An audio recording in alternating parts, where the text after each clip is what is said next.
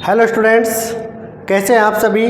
मैं आपका चहेता टीचर सतीश हॉरिजन क्लासेज में आज आपका फिर से स्वागत है। और आज मैं आपके लिए फिर से दोबारा हर बार की तरह लेकर आया हूँ वही साइंस के क्विज। हर बार हम अलग अलग टॉपिक पर एक क्विज लेकर आते हैं। पर डे एक क्विज हम रिलीज करते हैं रोज़ दोपहर के 12 बजे। सभी को पता होगा आजकल तो, लेकिन अगर किसी को पता नहीं है तो वो भी थोड़ा इस चीज़ का पता रखें कि रोज़ दिन के 12 बजे साइंस की क्विज लेकर मैं आपके सामने आता हूँ हॉरिजन क्लासेज से।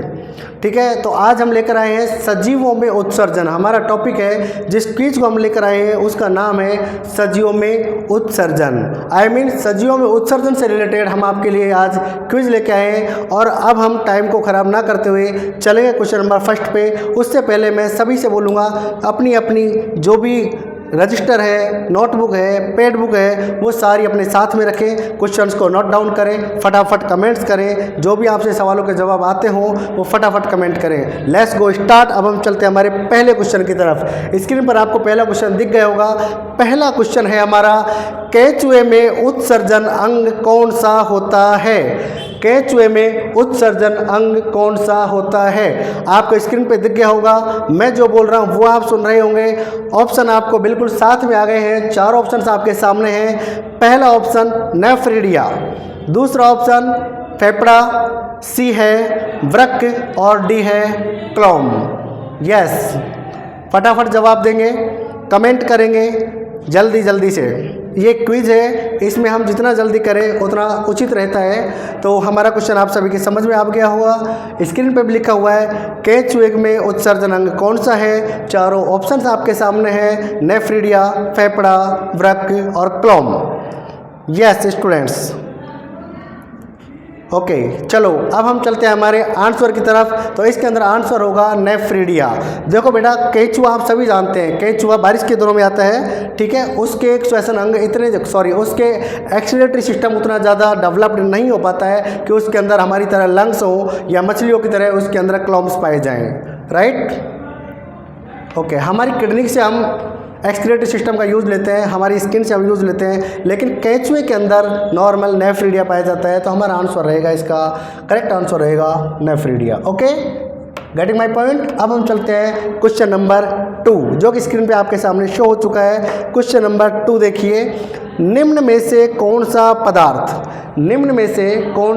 पदार्थ ग्लोमेरुलस की दीवारों से होकर नहीं गुजर सकता।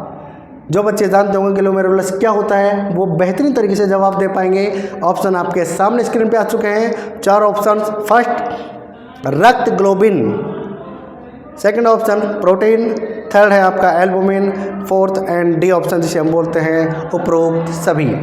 फटाफट कमेंट कीजिएगा, जवाब दीजिएगा। क्वेश्चन आपके सामने आ चुका है, मैं बोल चुका हूँ, चारों ऑप्शंस आपको बोल चुके हैं। आंसर बताइए, आंसर रक्त ग्लोबिन होगा या प्रोटीन होगा या एल्बुमिन होगा या फिर उपरोक्त सभी इसका आंसर होने वाला है। ओके चलो, your time is over now. अब हम चलते हैं हमारे आंसर की तरफ। देखो बेटा, इसमें first of all I want tell you that इसका आंसर होगा उपरोक्त सभी। होता क्या है, इस चीज़ को हम थोड़ी सी डिटेल से समझते हैं। देखो, ग्लोमेरुलस जो होता है एक्सक्रीटरी सिस्टम का एक छोटा सा भाग होता है। ठीक है, जहाँ पे मूत्र को छानने का कार्य किया जाता है। वहाँ से रक्त ग्लोबिन, प्रोटीन, एल्बुमिन, इनमें से कोई भी उसकी दीवार को क्रॉस करके नहीं निकल सकता है। ओके गुड, आई थिंक आपने मेरा पॉइंट नोट किया होगा। अब हम चलते हैं क्वेश्चन नंबर 3 की तरफ। ओके, क्वेश्चन नंबर 3 ध्यान से सुनिएगा और देखिएगा। क्वेश्चन नंबर 3 है हमारा, मानव शरीर के गुर्दे सामान्यतः किस स्तर तक विस्तृत हो सकते हैं। मानव शरीर के गुर्दे किस लेवल तक विस्तृत हो सकते हैं। ठीक है, स्क्रीन पे देख लीजिए, आपको क्वेश्चंस दिख गया होगा। और यहाँ पे आप चारों ऑप्शंस भी आपके सामने हैं। ऑप्शन नंबर फर्स्ट है 12वीं वक्षीय कशेरुका से तीसरी कटी कशेरुका तक। ऑप्शन नंबर बी है 10वीं वक्षीय कशेरुका से 8वीं कटी कशेरुका तक। ऑप्शन नंबर सी है 6ठी वक्षीय कशेरुका से तीसरी कटी कोशिका तक। ऑप्शन नंबर डी है 9वीं वक्षीय कशेरुका से 5वीं कटी कशेरुका तक। चार ऑप्शंस आपको सामने क्लियर दिख रहे हैं स्क्रीन पे। फटाफट कमेंट कीजिए, जवाब दीजिए। आंसर हमारा क्या होने वाला है? यस, आजकल कुछ बच्चे साइंस पढ़ने लगे हैं, अच्छी बात है, बहुत अच्छी बात है। कमेंट्स भी सही तरीके से करते हैं, उनके ऑप्शन भी अच्छे से क्लियर होते हैं। ठीक है, वेरी गुड। ठीक है, नाउ अब हम चलते हैं आंसर की तरफ। इसमें answer A is the correct answer. A is the correct answer. 12वीं वक्षीय कशेरुका से तीसरी कटी कशेरुका तक मानव शरीर का गुर्दा, जिसका हम इस तरह अगर विस्तृत कर सकते हैं, विस्तारित अगर हम उसका देखें तो वो होगा 12वीं वक्षीय कशेरुका से लेकर तीसरी कटी कशेरुका तक। Okay, getting my point. चले नेक्स्ट क्वेश्चन पे चले। ओके, चलते हैं हम नेक्स्ट क्वेश्चन पे। Question number 4। ओके कंप्यूटर जी, क्वेश्चन नंबर 4 स्क्रीन पे दिखाइएगा। गुड, सबके सामने आपका क्वेश्चन आ चुका है, सारा ऑप्शंस भी आपके साथ में आने वाले हैं, वो भी टाइम के साथ आ जाएंगे, देखिएगा।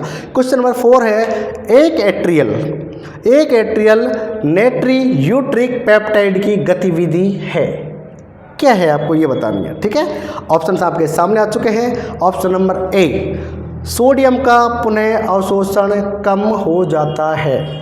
ऑप्शन नंबर बी आपके सामने है, पानी का अवशोषण कम हो जाता है। ऑप्शन नंबर सी है, एल्डोस्टेरोन तथा एडीएच के स्राव को रोकता है।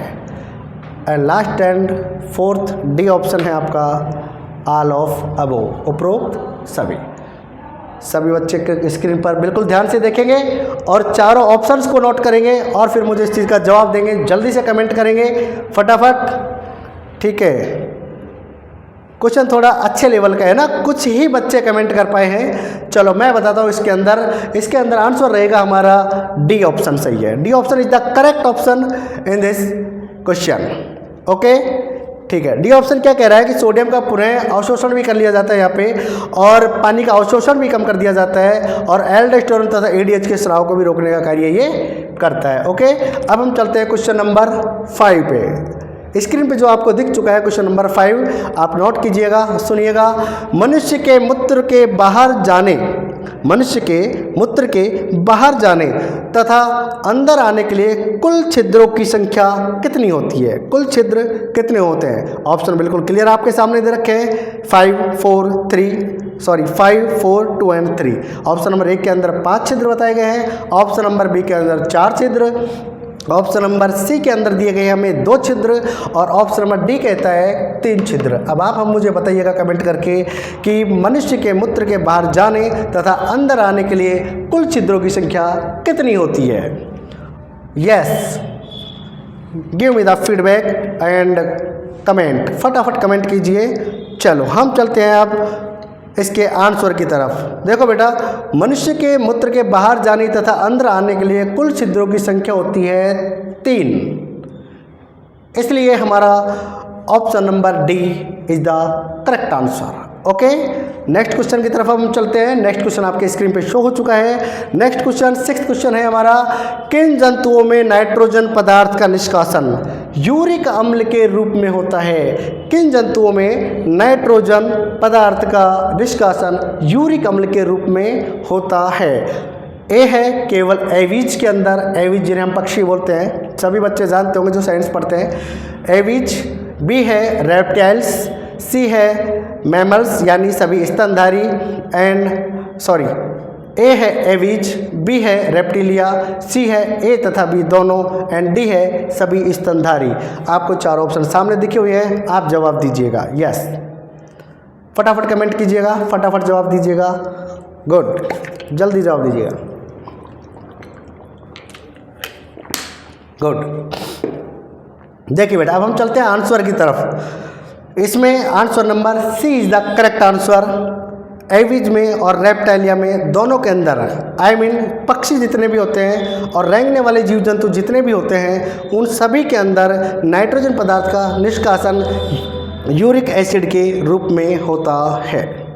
राइट, यूरिक एसिड के रूप में होता है। अब हम चलते हैं अगले क्वेश्चन की तरफ, और अगला क्वेश्चन हमारा है ये 7वां क्वेश्चन, वृक्क की भीतरी नतोदर सतह क्या कहलाती है? वृक्क की भीतरी नतोदर सतह क्या कहलाती है? ए है स्नैप्स, बी है वृक्क शंकु, सी में है तंत्रिकाक्ष and D and final option है हमारा हाइलम। सभी बच्चे नोट डाउन करेंगे, देखेंगे, फटाफट कमेंट करेंगे और मुझे आंसर देंगे थ्रू बाई कमेंट। वृक्क की भीतरी नतोदर सतह क्या कहलाती है? 4 ऑप्शंस आपके सामने हैं, क्वेश्चन आपके सामने है, ऑडियो मैं आपके सामने मैं बोल रहा हूँ, आप सारे के सारे सुन ही रहे हैं। तो आप मुझे फटाफट बताइए कि ऑप्शन नंबर ए सही होने वाला है, ऑप्शन नंबर बी सही होने वाला है, ऑप्शन नंबर सी या फिर डी? बताइए। गुड।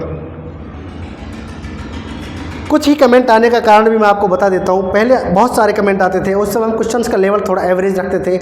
आजकल सभी प्रतियोगी परीक्षाओं के अंदर क्वेश्चंस का लेवल बढ़ा दिया गया है, तो हमने भी अभी क्वेश्चंस का लेवल थोड़ा अच्छा अपग्रेड किया है। अच्छी क्वालिटी के क्वेश्चंस आपको मिलेंगे ओनली और ओनली हॉराइजन क्लासेज के प्लेटफॉर्म पे।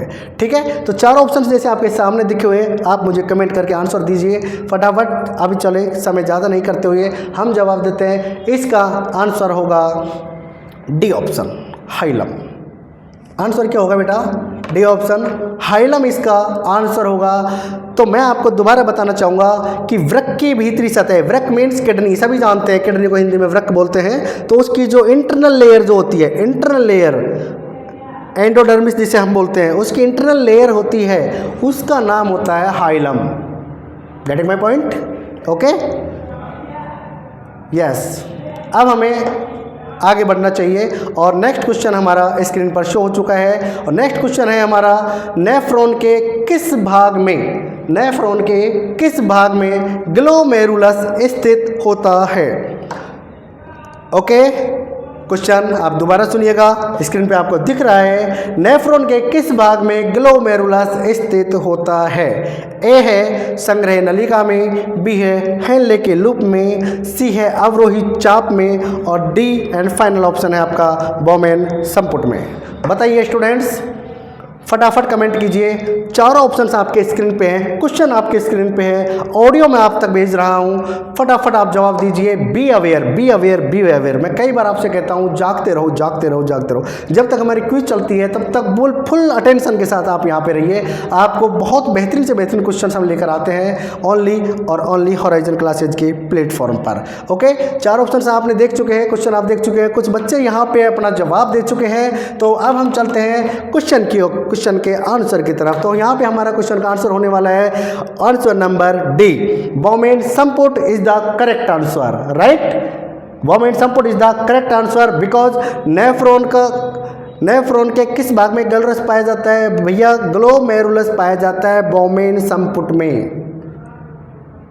ठीक है, नोट कर लीजिए, लिख लीजिए, किताब में लिखो, कॉपी में लिखो, कहीं लिखो कहीं मत लिखो, लेकिन कम से कम अपने दिमाग में जरूर लिख लीजिएगा। एग्जाम में आने वाले क्वेश्चंस में इसका भी नंबर आता है। बहुत अच्छा क्वेश्चन है।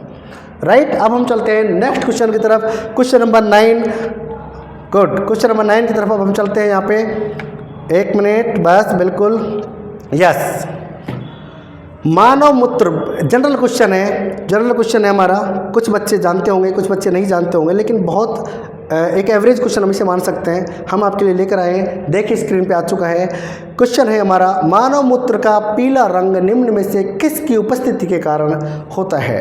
4 ऑप्शंस आपके सामने हैं, 4 ऑप्शन देखिए, क्वेश्चन को पढ़िए और फटाक से कमेंट करके आप हमें जवाब दीजिए। ऑप्शन नंबर ए पित्तरस के कारण, ऑप्शन नंबर बी है यूरिया के कारण, ऑप्शन नंबर सी है यूरोक्रोम के कारण and D and final option है हमारा अमोनिया के कारण। ठीक है स्टूडेंट्स, आपके सामने क्वेश्चंस बिल्कुल दिख रहा है, 4 ऑप्शंस आपको दिख रहे हैं, ऑडियो मैं आप तक पहुंचा रहा हूं। बिल्कुल आप मुझे जवाब दीजिए, कमेंट कीजिए और बताइए कि मानव मूत्र का पीला रंग किस वजह से होता है। 4 ऑप्शंस आपके सामने हैं। अब मैं चलता हूं आंसर की तरफ। आंसर रहेगा हमारा इसमें C is the correct answer. Urochrome is the reason of yellowness of our urine. Okay, yes. अब हम चलते हैं अपने नेक्स्ट क्वेश्चन की तरफ। क्वेश्चन नंबर 10, बहुत अच्छी क्वालिटी का क्वेश्चन लेकर आए आपके लिए। क्वेश्चन नंबर 10 है जो आपको स्क्रीन पर दिख गया होगा। क्वेश्चन नंबर 10 को पढ़िएगा। 4 ऑप्शंस में आपको साथ में दिए गए हैं। यहाँ पे देखो, आप 4 ऑप्शन देखो, क्वेश्चन देखो और मेरी बात सुनो। क्वेश्चन सुनो आप मेरे से निम्न में से कौन सा घटक एमिनो अम्ल के विखंडन से बनता है? निम्न में से कौन सा घटक एमिनो अम्ल के विखंडन से बनता है? ऑप्शन नंबर ए है HCl, जिसे हम हाइड्रोक्लोरिक एसिड भी बोलते हैं, हिंदी में हाइड्रोक्लोरिक अम्ल भी बोलते हैं, right. B option is the NH3, C option is the H2SO4, D and final option जो आपकी स्क्रीन पर आपको शो हो रहा है that is CO2, carbon dioxide. फटाफट कमेंट कीजिए, फटाफट जवाब दीजिए। बड़ा इजी क्वेश्चन है, मान सकते हो तो एवरेज से ज़्यादा नहीं है। जल्दी से आप मुझे इसका जवाब दीजिए, तब तक मैं थोड़ा पानी पी लेता हूँ। ओके, जल्दी जवाब दीजिए।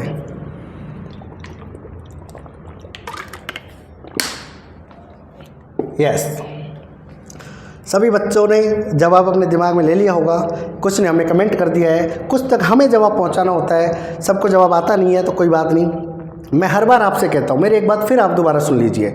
जब भी मैं क्विज लेके आता हूँ आपसे कहता हूँ, जिस सवाल का जवाब आपसे जितना आए बेहतरीन तरीके से देने की कोशिश कीजिए। डरने की कोई बात नहीं है, किसी तरह की कोई समस्या है ही नहीं। समस्या है तो सिर्फ एक, क्विज कंप्लीट होने के बाद आपको सारे क्वेश्चन का आंसर आना चाहिए। अगर क्विज कंप्लीट होने के बाद आपको सारे क्वेश्चन का आंसर नहीं आता है तो सच में निराश होने की आवश्यकता है। तो बेटा सब अच्छे से तैयारी करो, अच्छे से मेरे साथ रहो, और मैं आपको रोज़ लेके आऊँगा हॉरिजॉन्टल क्लासेज के इस प्लेटफॉर्म पे शानदार से शानदार साइंस के क्वेश्चंस। चाहे तो आप ग्रेड 4 की तैयारी कर रहे हो, ग्रेड 2 की, ग्रेड 3 की, ग्रेड 1 की, यहाँ तक कि अगर आप UPSC की तैयारी कर रहे हैं तो वहाँ के लिए भी आपके लिए मैं बेस्ट से बेस्ट क्वेश्चन लाने की हमेशा कोशिश करता हूँ। ओके, तो अब हम चलते हैं बेटा क्वेश्चन नंबर 10 जो आपके सामने काफ़ी देर से इंतजार कर रहा है अपने जवाब का, तो उसको हम जवाब भी देना है। ठीक है, तो क्वेश्चन नंबर 10 का जवाब रहेगा हमारा option number B. Option number B is the correct answer, NH3। Okay, yes. अब हम चलते हैं क्वेश्चन नंबर 11 पे। क्वेश्चन नंबर 11 हमारा क्या कह रहा है? मानव मूत्र में, जनरल क्वेश्चन है, समझ लीजिए। मानव मूत्र में सामान्य यूरिया की मात्रा कितनी प्रतिशत होती है? देखिए घटती बढ़ती है वो बात अलग है, सामान्य एवरेज क्वेश्चन किया है कि नॉर्मल एक स्वस्थ व्यक्ति के अंदर या स्वस्थ वयस्क के अंदर उसके यूरिन के अंदर यूरिया की मात्रा कितनी प्रतिशत होती है, जो कि आपको स्क्रीन पर क्वेश्चन दिया जा चुका है। ऑप्शंस भी आपके बिल्कुल सामने हैं। Option number A 21%, option number B 78%, option number C 0.03% and option number 4 है आपका 2.0%। बताएंगे मेरे दोस्तों, मेरे फ्रेंड्स और सभी स्टूडेंट्स, इसका जवाब तो बिल्कुल देंगे। जनरल क्वेश्चन है, 95% स्टूडेंट से मैं उम्मीद रखता हूँ कि इसका जवाब वो देंगे। सही है, बहुत सारे स्टूडेंट्स ने आप सही जवाब दिया है, क्योंकि एक जनरल क्वेश्चन है, छोटे एग्जाम्स में भी आ जाता है और हमें पता भी होना चाहिए अगर हम साइंस के स्टूडेंट हैं। तो देखिए बेटा, इसमें जो क्वेश्चन दिया है, जो ऑप्शंस दिए हुए हैं, क्वेश्चन आपसे बार बार यही पूछ रहा है कि एक स्वस्थ मनुष्य के मूत्र के अंदर यूरिया की मात्रा कितनी होनी चाहिए? तो answer number D is the correct answer, only 2% urea हमारे यूरिन के अंदर होना चाहिए। हम चलते हैं क्वेश्चन नंबर 12 की तरफ। ओके, अब हमारा क्वेश्चन नंबर 12 आपको स्क्रीन पर शो हो चुका है। क्वेश्चन दिख रहा है हमारा, मशीन द्वारा रक्त के शुद्धिकरण की प्रक्रिया, मशीन द्वारा रक्त के शुद्धिकरण की प्रक्रिया किस यंत्र द्वारा की जाती है? यंत्र का नाम पूछा गया है यहाँ पे। तो ऑप्शन नंबर ए है आपका डायलिसिस, ऑप्शन नंबर बी है कीमोथेरेपी, सी है हमारा हीमोडायलिसिस एंड डी है डायलाइजर। 4 ऑप्शंस आपके सामने हैं, क्वेश्चन आपके सामने है, आंसर आप मुझे दीजिएगा, फटाफट आप कमेंट कीजिएगा। ठीक है, यस, फटाफट कमेंट कीजिए। समय की कमी है, आज हम क्वेश्चन थोड़े ज़्यादा लेकर आए हैं। देखो बेटा, और दिन हम 10 क्वेश्चन लेके आते थे क्विज के लिए, आज हम आपके लिए लाए हैं जस्ट डबल क्वेश्चन, 20 क्वेश्चन, और वो भी बहुत ही बेहतरीन क्वालिटी के क्वेश्चन साइंस के आपके लिए लेकर आए हैं। तो हमें थोड़ी समय की प्रॉब्लम रहेगी, फटाफट आप जवाब दीजिएगा। ओके, चलो मैं चलता हूँ इस जवाब की तरफ। देखो बेटा, डायलाइजर, इसका डी ऑप्शन जो है जिसमें दे रखा है हमें डायलाइजर। डायलाइजर एक ऐसा यंत्र है जिसके थ्रू हम मनुष्य के रक्त का शुद्धिकरण करते हैं। ओके, अब हम चलते हैं नेक्स्ट क्वेश्चन की तरफ। नेक्स्ट क्वेश्चन जो आपको स्क्रीन पर शो हो चुका है, नेक्स्ट क्वेश्चन है हमारा पादप। पादप के अपशिष्ट रेजिन और गोंद, सभी बच्चों ने देखा भी होगा, पेड़ पौधों पे कुछ गोंद जैसी संरचना लटकी होती है। ठीक है, तो इससे रिलेटेड आज हम एक क्वेश्चन लेके आए हैं, ध्यान से सुनिएगा। जवाब दीजिएगा। स्क्रीन पे आपको दिख भी रहा है कि पादप अपशिष्ट रेजिन एवं गोंद किस भाग में संचित होता है। क्वेश्चन आपसे पूछना चाह रहा है, मैं आपको थोड़ी हेल्प कर रहा हूँ कि पादप के कौन से भाग में, क्वेश्चन जो लिखा हुआ है यहाँ पे वो आपको यही पूछना चाह रहा है कि पादप के कौन से भाग में रेजिन या गोंद जैसी संरचना कलेक्ट होती है, जमा होती है या संग्रह होती है, संग्रहित होती है या संचित की जाती है। ऑप्शंस आपके सामने हैं चार ऑप्शंस का जवाब अब आप मुझे देंगे। यहाँ पे पहला ऑप्शन है आपका जाइलम में, सेकंड ऑप्शन बाहरी छाल में, सी है कॉर्टेक्स में एंड डी है व्यूकॉल्स के अंदर, आई मीन रिक्तिका के अंदर। चार ऑप्शंस आपके सामने हैं, आप हमें जवाब दीजिए, फटाफट कमेंट कीजिए। Yes, good. चलो हम चलते हैं अब आंसर की तरफ। इसका आंसर रहेगा option number A is the correct answer, xylem में। देखो बेटा, मैं यहाँ पे आपको थोड़ा सा समझाता हूँ, थोड़ी सी समझने की कोशिश कीजिए।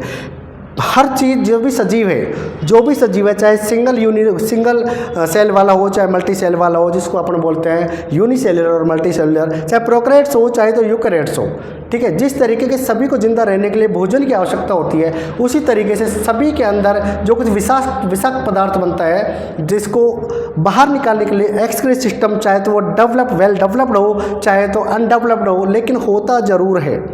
अपशिष्ट पदार्थों को बाहर निकालने के लिए कोई ना कोई उत्सर्जन संरचना जरूर से जरूर होती है, चाहे तो वो यूनिसेलुलर हो, चाहे अपनी एक कोशिका से ही वो बाहर निकाले, लेकिन अपने शरीर के अंदर जो विषाक्त पदार्थ बनते हैं उनको बाहर निकालना बहुत बहुत बहुत ज़्यादा ज़रूरी होता है, राइट। ठीक है, तो इसी में आते हैं हमारे पेड़ पौधे भी सजीव हैं। तो हमारा क्वेश्चन यही था, बिल्कुल ये जो क्वेश्चन आपके सामने दिख रहा है, ये क्वेश्चन भी यही कहना चाह रहा है कि पेड़ पौधों का जो रेजिन गोंद होता है, गोंद या रेजिन होता है, तो मैं आपको बता देता हूँ यहाँ पे रेजिन और गोंद पेड़ पौधों के अपशिष्ट होते हैं। क्या होते हैं बेटा? अपशिष्ट। वो एक अलग बात है कि हमारे लिए वो फायदेमंद चीज़ होती है, हम उसको औषधियों के रूप में या और सौंदर्य सामग्री के रूप में हम उसको यूज ले लेते हैं, लेकिन पेड़ पौधों के लिए रियल बात यह है कि वो अपशिष्ट पदार्थ होता है। पेड़ पौधों के खुद की बॉडी के लिए वो विषाक्त पदार्थ होता है, तो वो उसको क्या करते हैं, बाहर निकाल देते हैं। कहाँ निकाल देते हैं? बाहर निकाल देते हैं। और कहाँ कलेक्ट करके रखते हैं इसको? जाइलम के अंदर। तो option number A is the correct answer of this question, right. Okay, अब हम चलते हैं नेक्स्ट क्वेश्चन पे।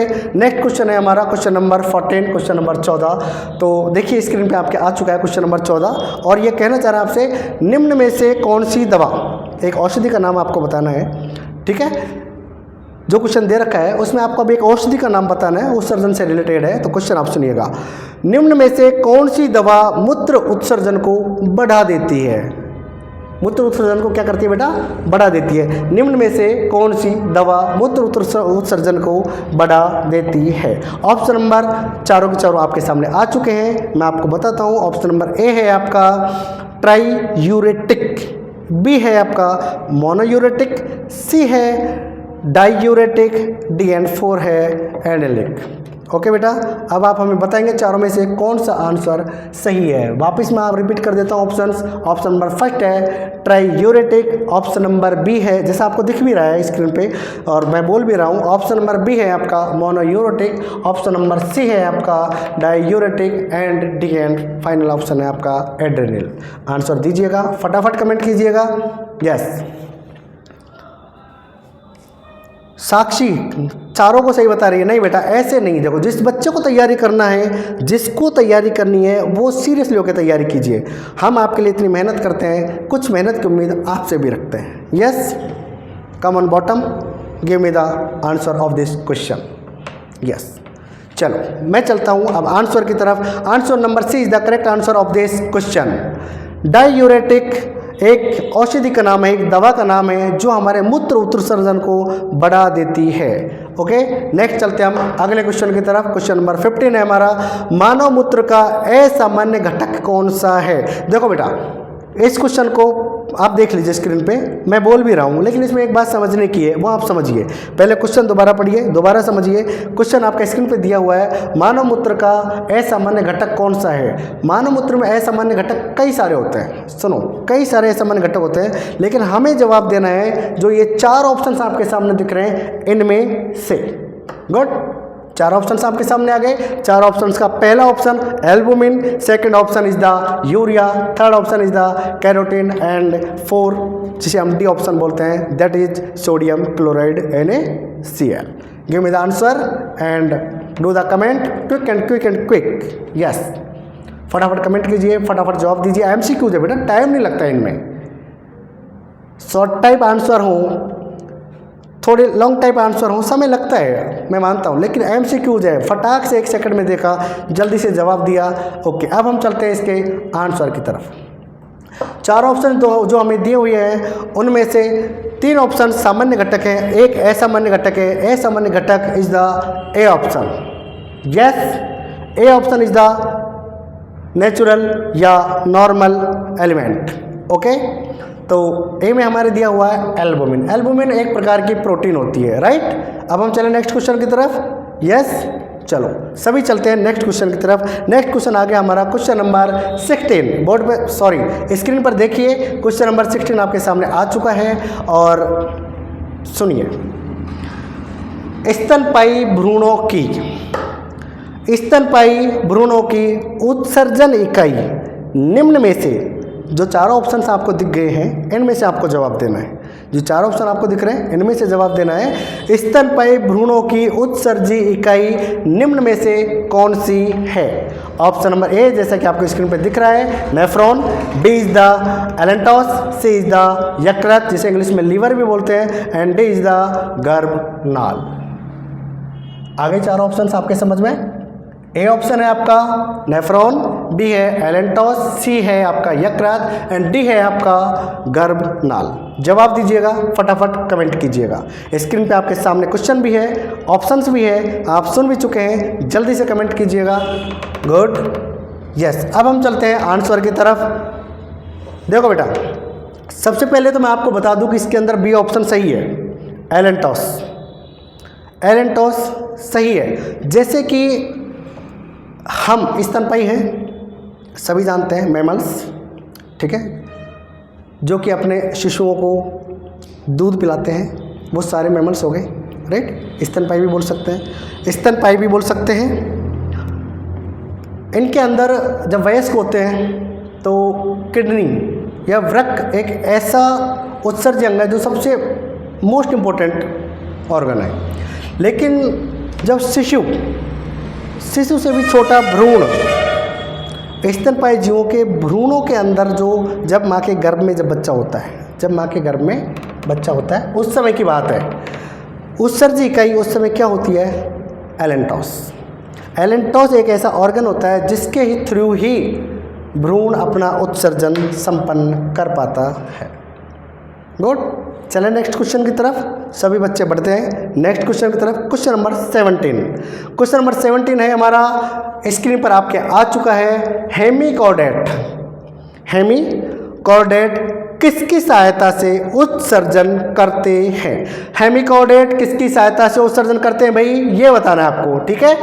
4 ऑप्शन आपके सामने आ चुके हैं। पहला ऑप्शन है आपका पोस्ट जेफ्रॉइड वृक्क के द्वारा करते हैं। बी ऑप्शन है मिजोनेफ्रिक वृक्क के द्वारा करते हैं। सी ऑप्शन है आपका प्रोनफेरिक वृक्क के द्वारा करते हैं। एंड डी ऑप्शन है आपका मेलपिगियन ट्यूब्यूल्स के थ्रू करते हैं। क्वेश्चन आपका स्क्रीन पे है, ऑप्शंस आपके स्क्रीन पे है, मैं आपको बता चुका हूं, तो देर किस बात की, जल्दी से कमेंट कीजिए, फटाफट जवाब दीजिए ताकि हम नेक्स्ट क्वेश्चन तक पहुंच सकें। Okay, yes. चलो, कुछ बच्चों ने अच्छा जवाब दिया है तो मैं लेके चलता हूँ आपको नेक्स्ट क्वेश्चन की तरफ। इससे पहले इसका जवाब भी लेना जरूरी है ना।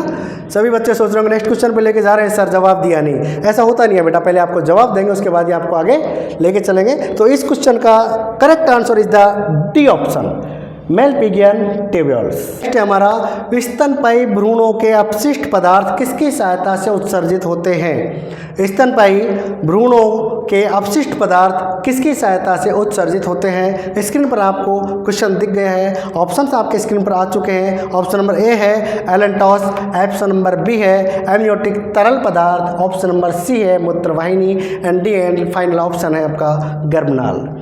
ठीक है, कमेंट कीजिए, आंसर दीजिए, फटाफट इस क्वेश्चन का जवाब दीजिए। और ये बहुत इजी क्वेश्चन है अगर देखा जाए तो। चलो कोई बात नहीं, मैं देता हूँ इसका आंसर। इसका आंसर है option number D is the correct answer, गर्भनाल। देखो बेटा, एक छोटी सी बात बताता हूँ मैं आपको। इसमें स्तनपायी भ्रूण यानी मैमल्स जो भी होते हैं, स्तनपायी का मतलब जो अपने शिशुओं को दूध पिलाकर बड़ा करते हैं, ओके। तो उनके अंदर जो भ्रूण जब माँ के गर्भ में होता है तो उसमें से भ्रूण जो अपशिष्ट तैयार करता है वो एक्सक्रीट होता है किसकी सहायता से? गर्भनाल की सहायता से। यस, चलते हैं नेक्स्ट क्वेश्चन पे। नेक्स्ट क्वेश्चन है हमारा क्वेश्चन नंबर 19। क्वेश्चन नंबर 19 है, निम्न में से कौन सा अंग तिलचट्टे का उत्सर्जी अंग है? यस, निम्न में से कौन सा अंग? तिलचट्टा सभी जानते हैं, कॉकरोच। आजकल तो बहुत घरों में मिलने लगा है कॉकरोच, तो उसके बारे में छोटा सा क्वेश्चन आपके सामने है ये। निम्न में से कौन सा अंग तिलचट्टे का उत्सर्जी अंग है? हमें बताना तिलचट्टे का उत्सर्जी अंग कौन सा है। यस, 4 ऑप्शंस आपके सामने आ चुके हैं, नेफ्रिडिया, कॉक्शियल ग्रंथि, ग्रीन ग्रंथि और मेलपिगियन ट्यूबेल्स। ओके, बड़ा इजी क्वेश्चन है, 8वीं 9वीं की क्लास के अंदर भी आ जाता है ये, और बीएससी के अंदर भी आराम से इसको देखने को मिलता है। और कंपटीशन वाले बच्चे तो इसको पढ़ते ही हैं, तो बहुत सारे बच्चों ने इसका सही आंसर दिया है। एक एवरेज क्वेश्चन था ये, ठीक है। तो इसके अंदर आंसर है हमारा option number D, Malpighian tubules, right. Question number 20 और आज की हमारी क्विज का सबसे लास्ट क्वेश्चन है क्वेश्चन नंबर 20। इससे पहले कि जब मैं क्वेश्चन नंबर 20 आपको कराऊं, स्क्रीन पर वो आए, इससे पहले मैं आपसे कहना चाहूँगा कि हॉराइजन क्लासेज के इस चैनल पे रोज़ आपके लिए अच्छे से अच्छे वीडियो, बेहतरीन से बेहतरीन क्वेश्चंस के साथ में आते हैं। तो आप सभी को चाहिए कि सारे के सारे इस चैनल को सब्सक्राइब करें, लाइक करें और डेली समय पर आएँ और इसको सब्सक्राइब करके और नेक्स्ट आगे शेयर करते रहें, राइट। ओके, तो नेक्स्ट क्वेश्चन की तरफ चलते हैं। क्वेश्चन नंबर 20 है हमारा, निम्न में से मूत्र में किस पदार्थ का होना सामान्य होता है? देखो, थोड़ी देर पहले मैं एक क्वेश्चन लेके आया था, उसमें था कि निम्न में से मूत्र में किस घटक का होना असामान्य होता है। अब जो क्वेश्चन लेके आया हूँ उसके अंदर दिया गया है कि निम्नलिखित में से, जो 4 ऑप्शन आपको दिख रहे हैं, जो 400 ऑप्शन आपके सामने हैं, उन्हीं में से आपको जवाब देना है कि निम्नलिखित में से मूत्र में किस पदार्थ का होना सामान्य होता है। ऑप्शन नंबर ए है आपका रक्त कणिकाएं, ऑप्शन नंबर बी है रक्त प्रोटीन, सी के अंदर दिया हुआ है क्रिएटिनिन एंड डी है पोटेशियम क्लोराइड, जिसे KCl भी बोला जाता है। यस, ओके, बच्चे कमेंट कर रहे हैं और कीजिए।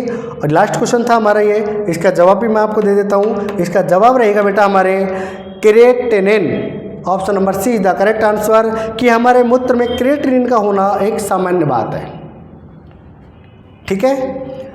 आप डेली के डेली रोज, ना कोई संडे, ना कोई मंडे, ना होली, ना दिवाली, किसी तरह की कोई छुट्टी नहीं रहेगी, कंटिन्यूटी हमारी आपके साथ में रहेगी। आप डेली दिन में 12 बजे आइए। 12 बजे जो आपको ये क्विज मिलती है वो लगभग 20 से 25 मिनट या आधा घंटे में कंप्लीट हो जाती है, और यहाँ आपको बेहतरीन से बेहतरीन क्वेश्चंस मिलेंगे। तो आप आइए, यू आर मोस्ट वेलकम।